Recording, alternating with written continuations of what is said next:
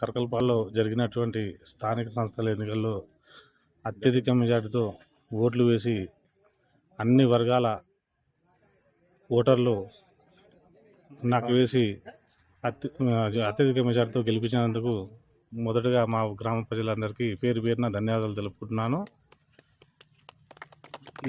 ఈ గెలుపు ఈ రోజుకే కాదు, ఇంకో 5 ఏళ్లలో రాబోయే రోజులలో మేము కానీ మా ప్రజలు కానీ అందరం ఈ గెలుపుకి రుణపడి ఉంటామని నేను మా గ్రామ ప్రజలని వేడుకుంటున్నా. ఇంకోటి, ఈ గెలుపు తర్వాత మా గ్రామాన్ని అభివృద్ధి పథంలో నడిపించడానికి అన్ని రకాల సహాయ సహకారాలు ప్రణాళిక రచించి మా వార్డు మెంబర్లతోటి రచించి మేము అభివృద్ధి పథంలో నడిపిస్తామని నేను ఈ సభాముఖంగా కోరుకుంటున్నా. అన్ని పార్టీల మద్దతు, కరకలపాడులో ఉన్న అన్ని పార్టీల మద్దతుతో నన్ను అత్యధిక మెజార్టీతో గెలిపించినందుకు వారికి పేరు పేరున ప్రతి ఒక్కరికి నా హృదయపూర్వక ధన్యవాదాలు.